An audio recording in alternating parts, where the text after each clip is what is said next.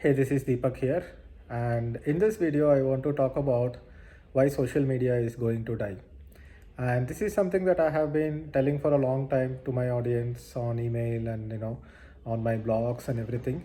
And it's ironic that I am posting this video on social media, but the way I am telling social media will die is that there are a lot of people who are like full-time YouTubers, right? They put insane levels of production value.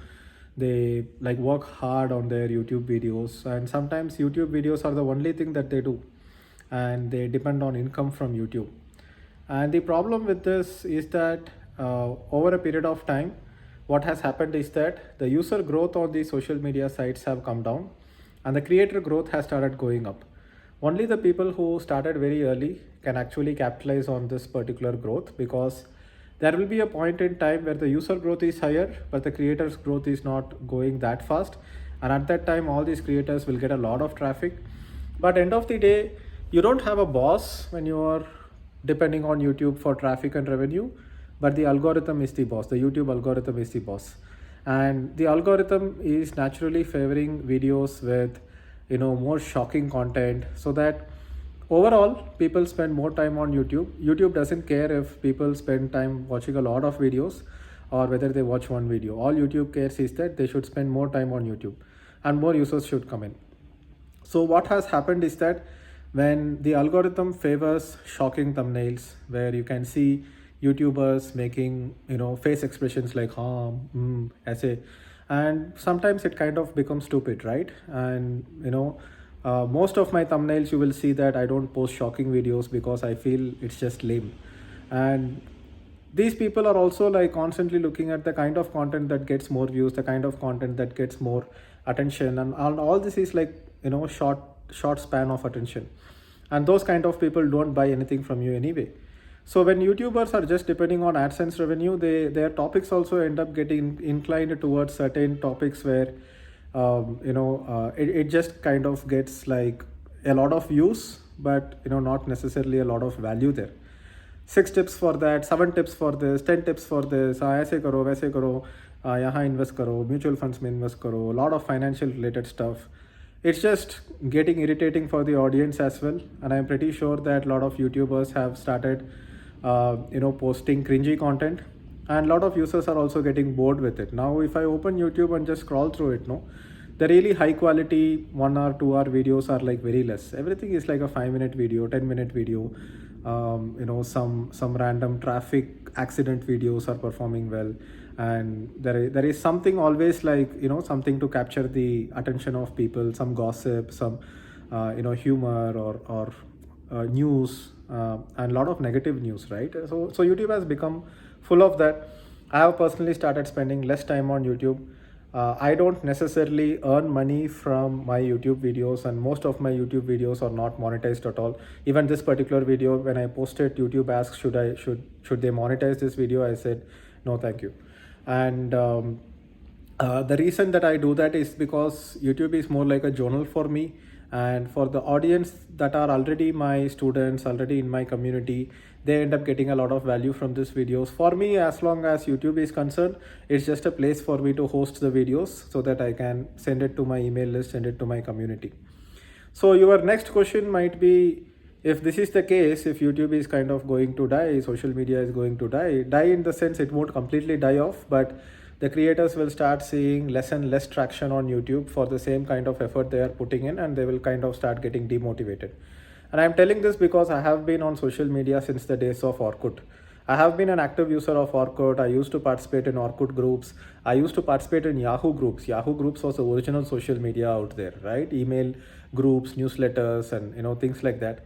And I have seen platforms die one by one over a period of time, because it's a natural thing. Like you just get bored with a platform, and then something new comes along. Like TikTok came along, and TikTok kind of reduced the attention span of people even more. 5 second videos, 10 second videos. And then somehow Instagram and YouTube could not resist copying that feature, so YouTube came up with YouTube Shorts. Instagram came up with Instagram Reels, and I really don't know what these people are doing, trying to sell an Instagram mastery course. Like future may there will not be an Instagram to master anything on. And this is kind of I feel like not the right path to go just to try to become a social media star. And again, overall, especially Instagram is kind of depressing, right? And there has been science and research, which you can go ahead and check it out if you want, which talks about how Instagram affects mental health, because you're always looking at other people's highlight reels. And unfortunately, sometimes, my Instagram is also like that. Whenever I go to an event, whenever I'm happy, whenever I'm going to a vacation, whenever I'm with someone smiling, that is when we post it. So it looks like that's what people's life is about, but in reality life is boring, depressing, painful. Sometimes you don't feel like working, sometimes you have self-doubt, and all these things are reality, right? And that is not something that we post on Instagram. And even if we post on Instagram, nobody is going to like it, or want to see negativity on social media. So that way, Instagram and social media itself is very unhealthy for the people who use it.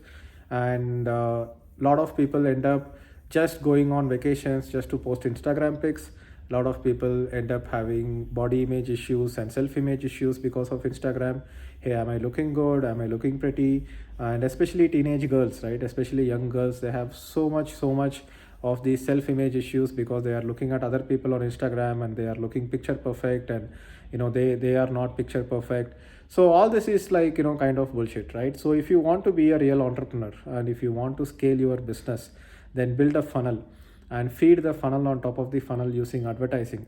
And if you know how to convert your advertising money into revenue and make a profit out of it so that you can invest it back into advertising, then the whole world is your content marketing team, right? All the YouTubers, let them post organic content, let them post free content on YouTube, let it attract organic traffic, and we can go and advertise by interrupting their audience on their own channel.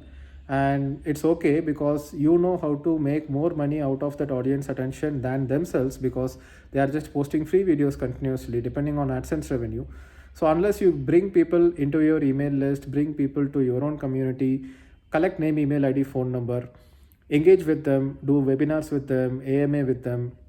And most of the views for my YouTube also comes from my email list, not from YouTube's own subscriber algorithm. And whatever I have built on YouTube until now, like more than 1 lakh subscribers, has been a side effect and a result of my marketing spend and my funnel creation, and those traffic kind of found its way back into YouTube. And that's how I have got like 1 lakh plus subscribers, not by being a typical YouTuber without an advertising funnel where I'm constantly yapping in front of the camera, hey, 5 tips to be productive. No, I don't do that, right? And I feel that that's bullshit, because most of the people do that. Unnecessary enthusiasm they generate.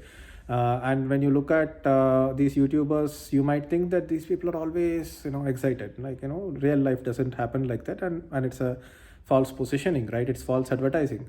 So that way, I feel like if you create a funnel, if you create a product, like especially information product, like a training product which is focused on transformation and not entertainment, right? YouTubers, a lot of people think that they are creators and they are coaches, they are trainers, they are consultants, but end of the day they are becoming entertainers.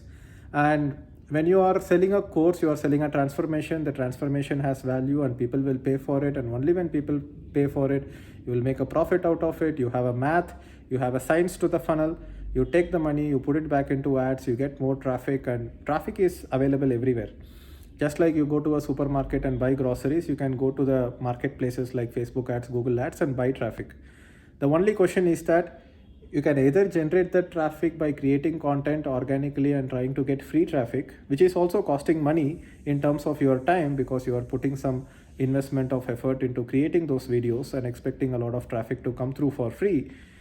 Versus if you know how to make money from that traffic by converting them into a lead, nurture them, and sell them something, and then deliver the service or the product, get good feedback for your products and services, then you can, instead of just creating content and trying to wait for free traffic from SEO or from YouTube organic or whatever that might be, you can actually go ahead and pay for that traffic and buy that traffic. It's like scholarship and merit quota versus paying a capitation fee or a donation and getting the seat. It's just easier sometimes, right? And it's almost like you are legally bribing these platforms to send traffic to you, because if you don't bribe them, they will send traffic to the other people who are yapping in front of the camera with stupid thumbnails and stupid topics.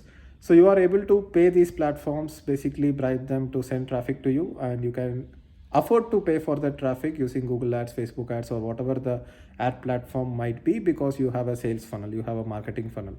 And that is what we teach my students, and that is the same thing that I also follow, right? I go ahead and try to kind of keep my social media in a conservative way, just to use it as a place to host videos. If it gets free traffic, well and good, but I'm not depending on that free traffic. Free traffic is like a free drug. Eventually you will end up paying for it, in terms of your time and energy, because you get addicted to free traffic. And that's what a lot of YouTubers are facing. They ended up having 1 million subscribers, 2 million subscribers, but they did not build a product funnel. They don't have any revenue apart from YouTube ads and sponsorships.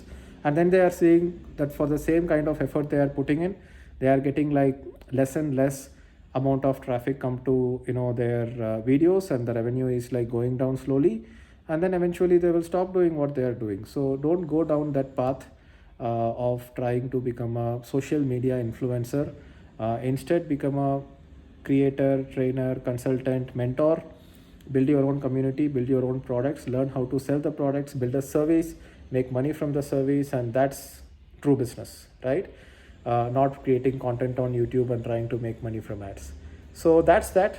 Thank you for watching this video, and I will see you in the next video. Bye bye.